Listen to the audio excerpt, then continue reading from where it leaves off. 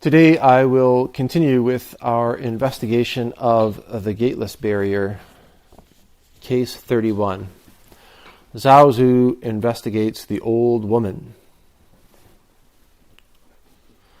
A monk asked an old woman, "What is the way to Mount Tai?" The old woman said, "Go straight on." When the monk had taken a few steps, she said, "This good-natured monk goes off that way too." Later, a monk told Zhaozhou about this. Zhaozhou said, "Wait, and I will go and investigate this old woman for you." The next day, Zhaozhou went to the old woman and asked the same question.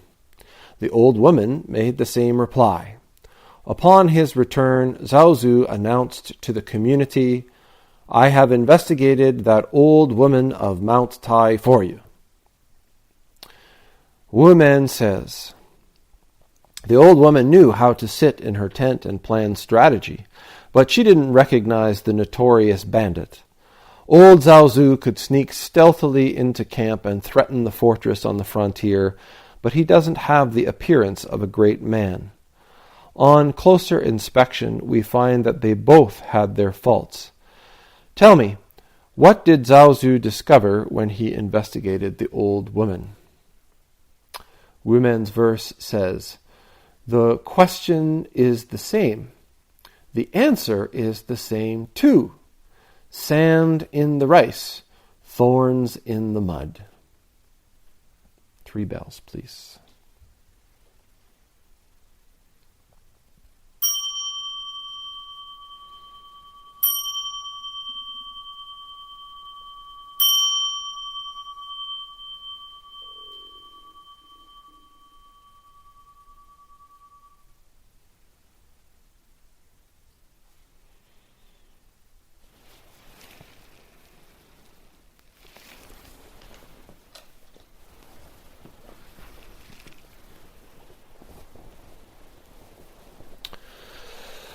Well, whenever we have Zhaozhou show up, old Zhaozhou, it's time to pay attention. He's lately I've been talking about these cases as our family stories of our family and our ancestors and our dearest family members, I guess, is one way of understanding this. The lessons of our ancestors. And one of the most frequent participants in this sort of storytelling is this ancestor of ours called Zhaozhou. Sometimes he is in here as a student, such as the case of the Nansen cuts the cat. A lot of the time he's here as a teacher.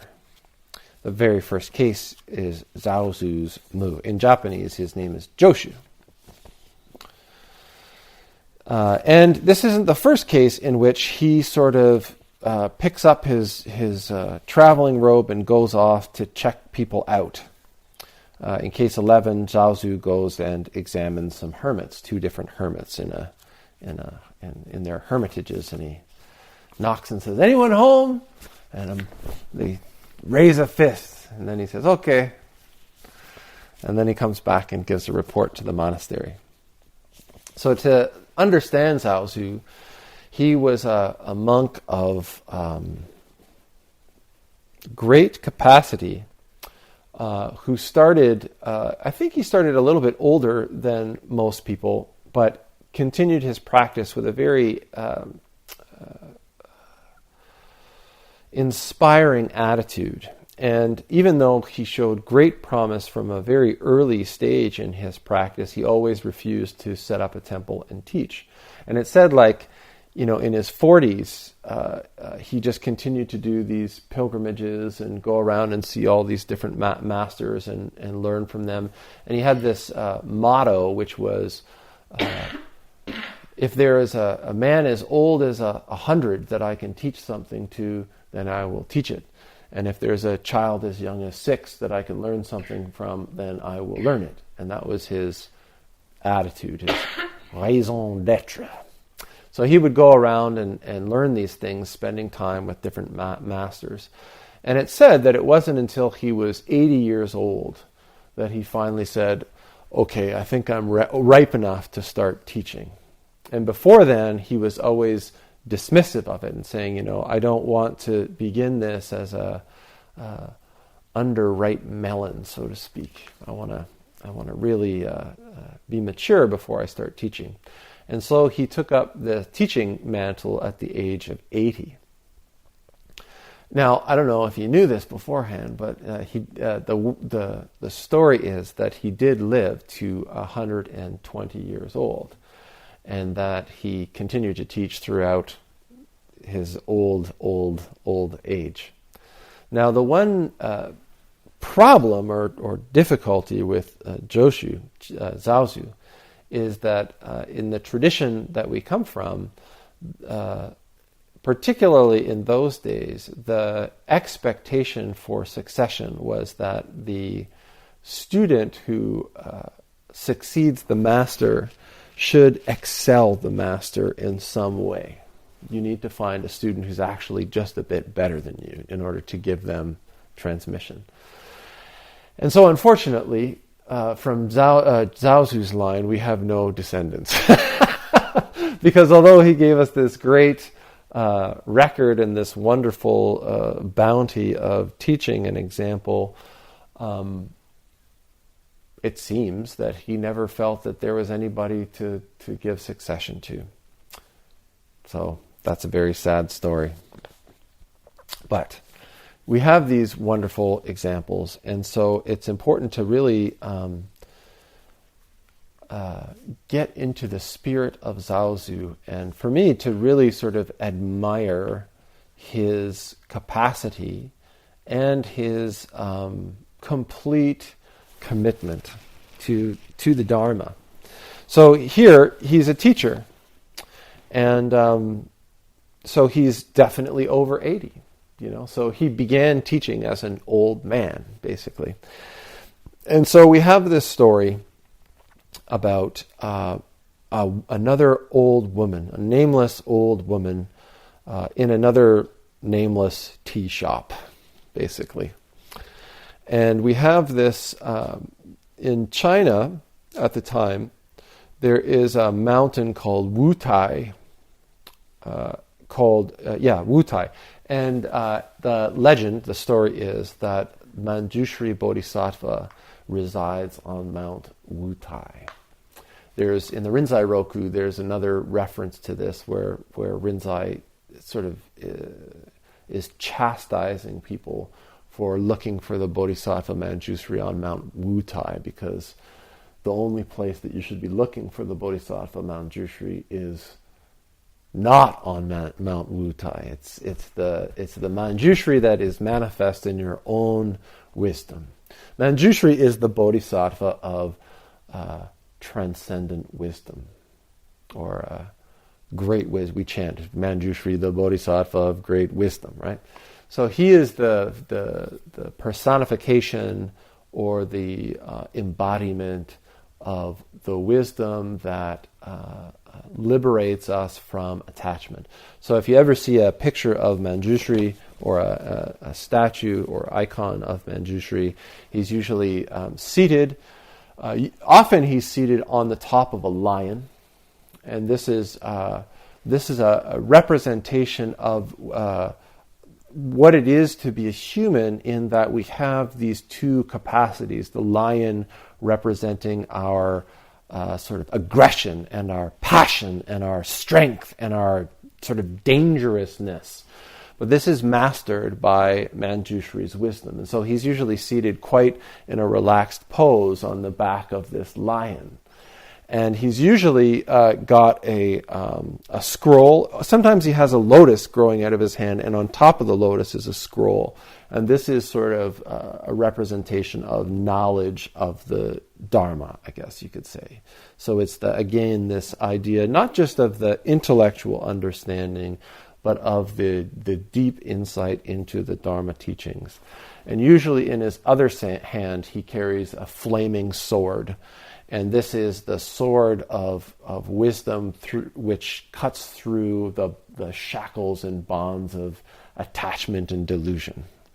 And so he's sort of like the male side that balances the Avalokiteshvara, who became Kuan Yin in China, the bodhisattva of compassion.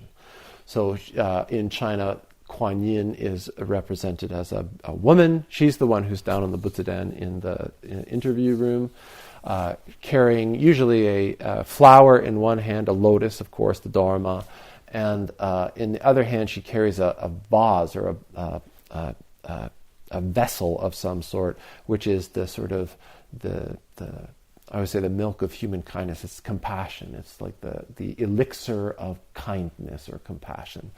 So we have these two sort of balancing act. And Manjushri is the bodhisattva of wisdom.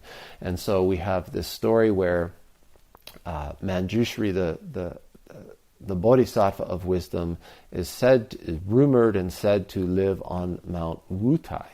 And there were shrines and temples on Mount Wutai that people would pilgrimage to and stay there and do service work on Mount Wutai, camp out on Mount Wutai.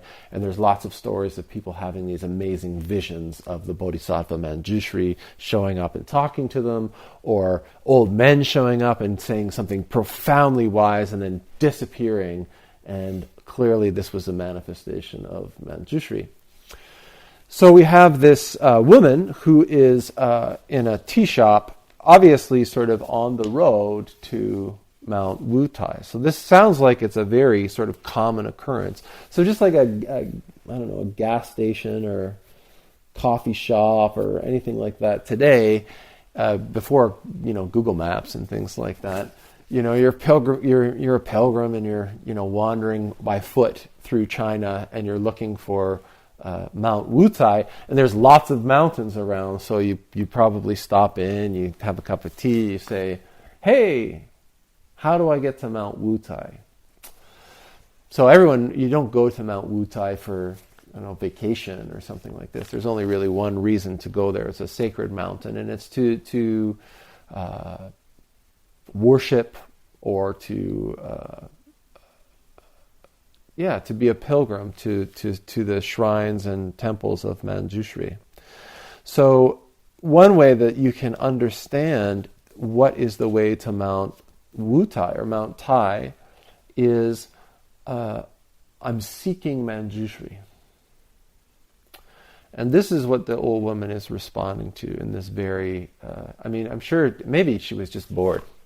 Maybe, there's a sign outside her tea shop that says, 50,000 served on the way to Mount Wutai, and she has gotten tired of just telling people, it's go up the road.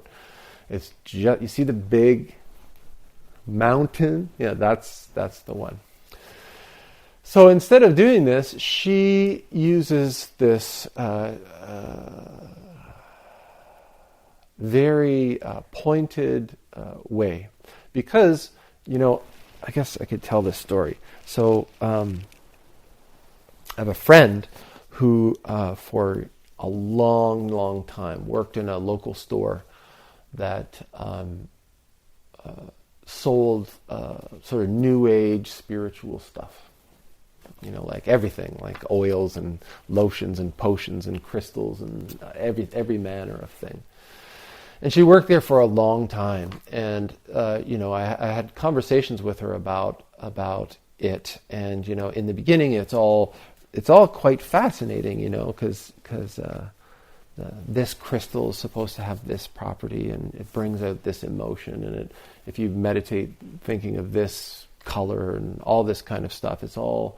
And so there's I think for many of us, there's an interest. Certainly I find it fascinating myself to say, turquoise means this, and all that kind of stuff. There's an intellectual function that is really sticky to this, very interesting stuff. I think naturally as human beings, we love classification. And I think naturally as human beings, we love to find meaning in things. Sometimes even when it's not. I'm not going to make any judgments. But talking to this friend of mine who worked in this shop, her journey as a person selling this stuff kind of went from sort of really trying to help a person connect with or meet with something that was actually going to help them. Like maybe if you're having trouble in relationship, if there is something to this and you can, buy this thing and it'll do something for you. It'll help you sleep better. It'll cleanse your liver, anything that these things say. And then in talking with her about it, she described that more and more over the years, sort of what she was seeing was people who were coming in to the store and essentially doing everything that they could to not do the thing that they actually needed to do in order to remedy the problem, right? So it was sort of like, I need to get my blood pressure down, and so I should buy a crystal rather than look at something like exercising and eating better, right? Or, I'm really struggling with my relationship, and so if I do this kind of ritual and buy this crystal, then my relationship problems will go away, rather than doing something like counseling or even maybe addressing the fact that you're with an abusive person who really you need to change your life circumstance. And it got to her to the point where she was really, she ended up leaving the job because it was just really too difficult to see people coming in and just pointed in completely the wrong direction, and to participate in a way in helping them do that. And so she was just sort of like, okay. And for me, that when I read this story of this woman in the tea shop, I kind of get that feeling that I can only imagine. I think we all have seen people who are zealots or fanatical or just like so attached to this idea of something external to them being, whether it's a car or whether it's a person or what. I mean, sometimes people who are in love are like this, and you're like, oh, geez, when are you going to take the blinders off and see?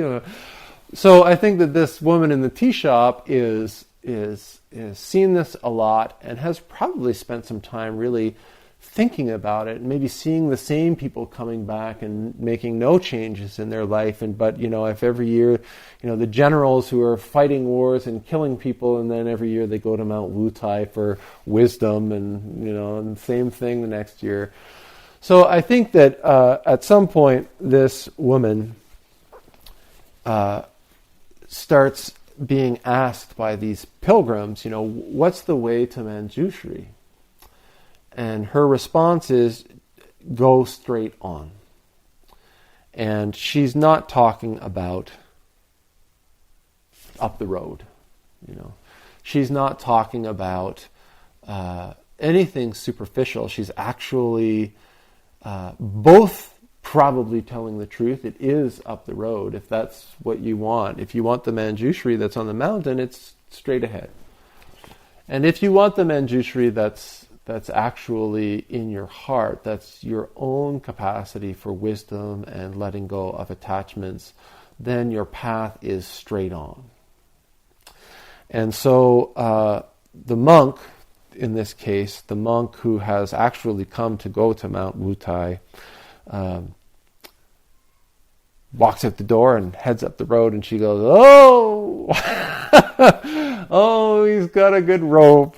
But he goes that way too. So he's falling for this external Buddha as well. Very sort of critical. And so Zhaozhou, I swear, I bet you if Zhaozhou was in today, he would be like on Facebook and, really have his ear out on the pulse. And he'd be kind of a shit disturber, I think. Because whenever, it always says, later, a monk told Zhaozhou about this, or later, Zhaozhou heard about this somehow. So he seems to really like to hear about what's going on. And not only does he like to hear about it, I'm just trying to imagine this old guy lives on the side of a mountain as the abbot. He's got all these monks around him. He hears about it and says, I know what I'm doing tomorrow. And he puts all of his teaching robes away and he gets on his dirty old pilgrimage robe, which he wore for a long, long time traveling around. He's a man of the people. And he puts on his little hat and gets his little walking stick and he walks down there just like he's Joe. And I can only imagine at the monastery, this is a source of great entertainment. This is going to be so funny. And when he comes back, we're going to have this fun story from Zhaozhou. So later a monk told Zhaozhou about this. Zhaozhou said, wait, and I will go and investigate this old woman for you. So we have Zhaozhou go down, and he doesn't go down as Zhaozhou, the abbot of the monastery, the great Zen master, the silver-tongued master as he was known. He was legendary for being able to in a word to just transform a person's practice or to transform a circumstance from completely mundane into a profound Dharma teaching. Moo. That was all he said, and we've been working on it for, what is it now, like 1,500 years or something like that, right? So, pretty good. Okay, so the next day, Zhaozhou went to the old woman, and I can just imagine him, with a pack. Oh, good morning. Yes, I'd like a nice cup of tea. Oh, thank you. Say, I'm new to the area. Could you tell me the way to Mount Wutai? And she says, just go straight. And so he says, oh, that's a sharp one. So let's see what happens if I bait her the next step. So I've talked about these kind of Dharma combats before where the teacher sort of lays something out fairly easy, and to see how the student responds, to see how the other person responds. Do they take them at face value? Do they have insight into what the person's doing? Do they check at all? And so he takes the next step. He basically sort of like spreads his legs and says, okay, go! And she responds in the same way that she responds apparently every time. She says, oh, this good-natured monk goes off that way too. So Zhaozhou has what he's come for. So he goes back to the monastery. Upon his return, Zhaozhou announced to the community, I have investigated that old woman of Mount Tai for you. Now, what I always find fascinating about this is that the koan kind of leaves us dangling as the monks at the monastery. What's the lesson? What happened? How did it go? I think that everything we need to know is actually contained in the koan, and I think it's very important for us to be able to look into the case and to be able to see what's going on, to see and know this character Zhaozhou, and to really grasp what's going on in the case and why Muman has put it into this text as something that is important for us to really look at. Now, he always helps us out, Wu Men. He always sort of has some things to say about what happened in that case. So right now in the story we have a tea woman by Mount Wutai. She must have, she's interacting with pilgrims to Mount Wutai in a way which has an edge of Dharma, which points to something, but what does it point to about her? How's her insight? And that's what Zhaozhou is interested in. He says, oh, I hear about this firecracker down by Mount Wutai. I'm always, really, he's looking for successors all the time. I think, oh, maybe there's a spark in this one. I'll go check it out. So he goes down and he in disguise, not even in disguise, but just doesn't give her any clues to see if she can see. And they go through the whole motion, and Zhaozhou just comes back to the monastery. Maybe he had a nice cup of tea. Wu Men says, the old woman knew how to sit in her tent and plan strategy, but she didn't recognize the notorious bandit. The notorious bandit is Zhaozhou, obviously. Old Zhaozhou could sneak stealthily into camp and threaten the fortress on the frontier, but he doesn't have the appearance of a great man. So what we have is Zhaozhou recognizes that this point that this woman is making is quite valid. But is she making the point to be sharp and critical and jaded, or is she making the point to be of benefit, to actually teach and help, to be kind to the people who are making this pilgrimage? And so he wants to go and see, is this an answer that's coming from profound insight, or is this just a witty, clever thing to say to people to sort of like feel kind of like uppity about it? And so he goes, and he goes as an established master. And I'm sure that actually while he was there, he was probably dropping all kinds of little hints. And I think you do. You're always on display. Your wisdom is always on display. Your ability to make relationship and to connect with a person is on display at all times.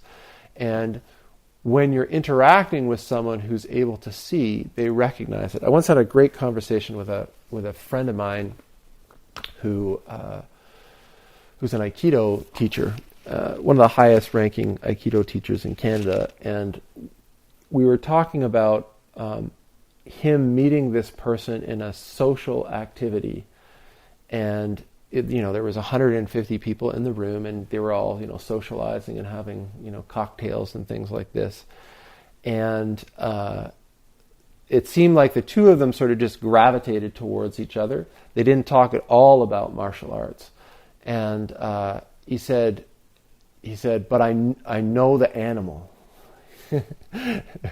and I said, "Well, what do you mean?" He said, "It's just the way that he walked, the way that he held a drink, the way that he interacted, the way that he made eye contact around the room. It was like I was very clear that this was a person of significant martial training. Knew it. Didn't have to talk about it, didn't have to ask him about it." And it turned out later on that this guy was actually like a high-ranking representative of karate who'd come from Japan into Canada.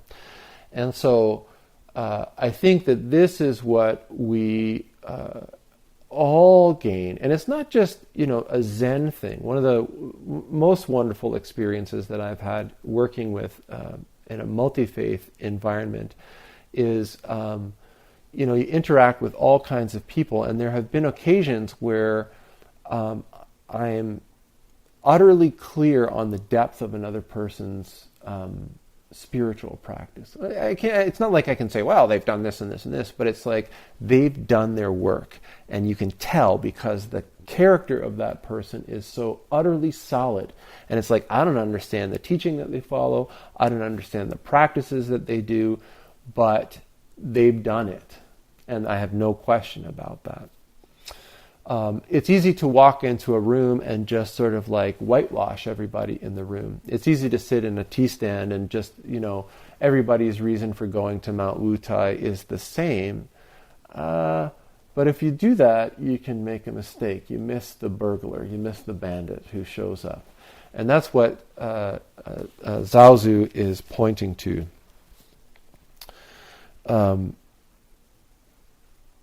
Old Zhaozhou could sneak stealthily into camp and threaten the fortress on the frontier, but he doesn't have the appearance of a great man. He could walk right in there, And this is another aspect that's very important. I think when we first start practice, certainly, and I'm going to talk about me here because I'm a prime example of an obnoxious Dharma student. And when we first start practice, practice can be something that's deeply impactful right away.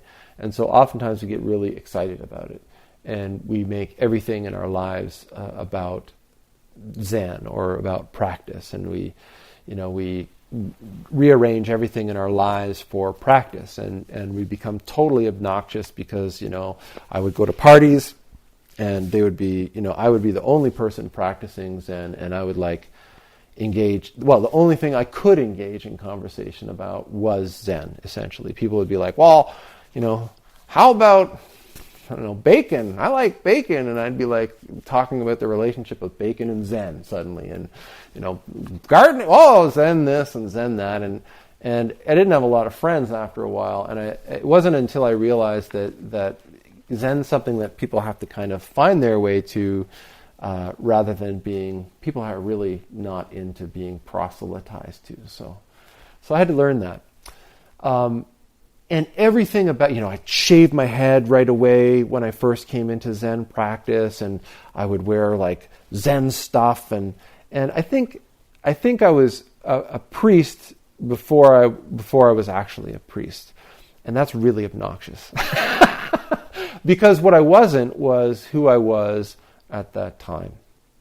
Now, the other side of that is I think it's very difficult to not do this.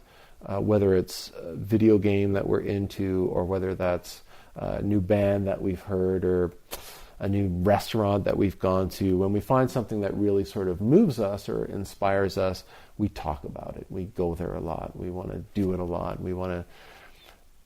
And that's it's an important part of the process, I think. But oftentimes when people come in like that, I talk about it's like when you light a gas stove. And the first is, you got to turn it way up and it goes, and the first fire that comes up is orange and it's big, right? And it's pretty showy, fantastic, but you can't cook on that.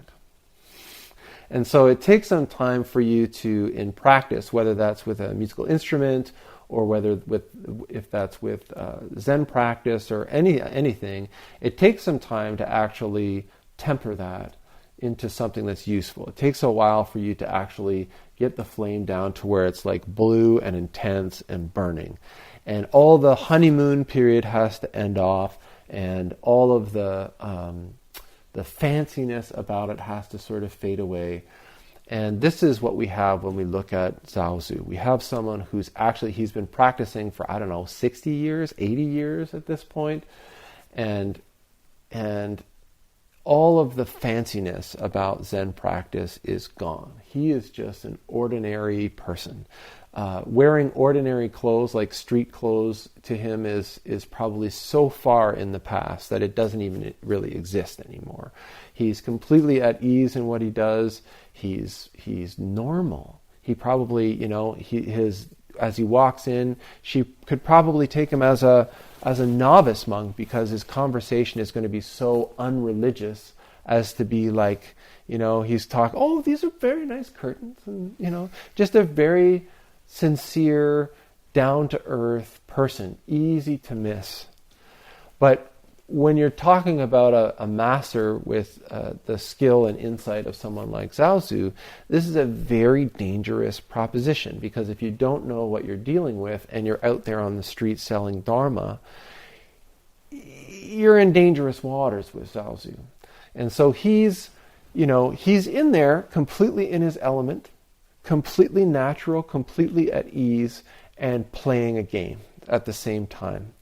And she's also in her element, in her home environment, and she's also playing a game. But only one of them knows the game that's actually going on. So, on closer inspection, we find that they both had their faults. So what's Zhaozhou's fault in this one? Where does he go wrong?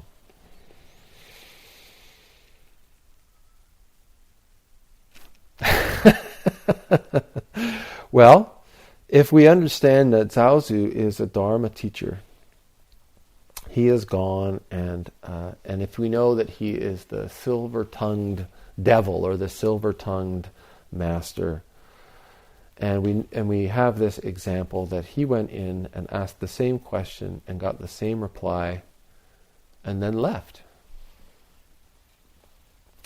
Tell me, says Wu Men, what did Zhaozhou discover when he investigated this old woman? This is something that we all have to sort of put ourselves into the position of being this nameless roadside tea seller. We each have to put ourselves in the position of being Zhaozhou. Wu Men's verse is so great. The question is the same. The answer is the same too. Sand in the rice, thorns in the mud. So each of us, every day, we deal with innumerable mundane things. And it can always seem that everything's the same. If we're dealing with customers, the customers are all the same. If we're dealing with students, the students are all the same. If we're dealing with family members, it's just like it's all the same stuff. If we're counselors, it's like it's the same problems. If we're Zen teachers, it's all the same problems. So we can really get into this place of monotony, or I'll try this one, homogeneity. How about that one? And it's like rice. It's like a big bucket of overcooked rice gruel. And we're just eating it every day. And so this metaphor of sand in the rice, if you've ever been eating something and like suddenly there's something in there that shouldn't be there, it's a great way to break a tooth. Because you're just going at it, There's a great story on Vinyl Cafe where he makes Christmas cakes and he drops them and the sign ends up saying, warning. It's supposed to say, warning may contain nuts, and it says, warning may contain gravel. And so this is very much the sort of experience that Zhaozhou goes down as this sort of grit, where it's like the woman is continuously dealing with this same sort of bland thing, and suddenly, when that metaphor, sand in the rice, just actually gives me a physical sensation where I'm just like, oh, and you've made a mistake. You know that's a problem. Likewise, it's the same thing with thorns in the mud. I hike a lot. I wear good boots, though, but I imagine if I wore barefoot, it's like, you step in mud and there's something sharp in it. You weren't expecting that. You were expecting something soft and pliable and all that kind of stuff, but bam, there's this thorn that pierces you. And this is what Zhaozhou does. He likes to do is to sort of allow you to think, allow you to make the assumption, allow you to switch on the autopilot and then go forward. And then it's not until you bite into that and you realize, oh, something that wasn't right. And already he's gone. And you're left going, what happened? And this is an important part of our Zen practice and our lives, I think, is that we have this practice that encourages us to be present in our lives. And I think that we go forward in our practice really making a sincere effort to be present in our lives. But it seems like no matter how much we try, there's always these moments where we fall back on habit, where we get into the sort of habitual groove of things. And it can be, even when we're doing formal practice, if we've been doing it for a long time, it's really easy to be a shoji and to just be sort of going through the motions, or to be a jikijitsu or dentsu or things like that, and then sort of find yourself going like, when I'm doing jikijitsu, one of my favorites is, and it happens so quickly, is, in the morning you do clap, clap, clap, bing, bing, bing, bing. Well, between clap, bing, and bing, bing, bing, I can't tell you the number of times where I've gone, how many bells have I rung? Is it 2 or 3? Or I hope no one else is paying attention because I'm gone. And those moments where we catch ourselves by the jarring sort of like wake up of something happens unexpected, where there's rice or sand in the rice, these are profound moments, opportunities for us to really shift, or to really change our perspective, or to really wake up to what's going on. And one of the things that we tend to do as human beings is we try to avoid them. We try to live in such a way where we're always avoiding thorns, avoiding grit, avoiding struggle, avoiding embarrassment, avoiding mistakes. And I'm not saying that we should all be like charging forward, trying to make all the mistakes that we can. But when they happen, rather than trying to distance ourselves from them, rather than trying to pretend that they didn't happen, rather than trying to blame somebody else for the mistake that happened, to actually sort of stand with it, own it, to it's in your mouth, so you might as well own it, and digest it, and really try to be clear about the circumstances that led to that, and how we can go forward in a much more clear way. And in this case, I think one of the real messages is, you've really got to be aware all the time. That person that just looks like customer number 264,827 could be Zhaozhou. And if you're just serving tea and making fun of people, you're going to miss that situation. You're going to miss that opportunity to that person. So I think we'll end there.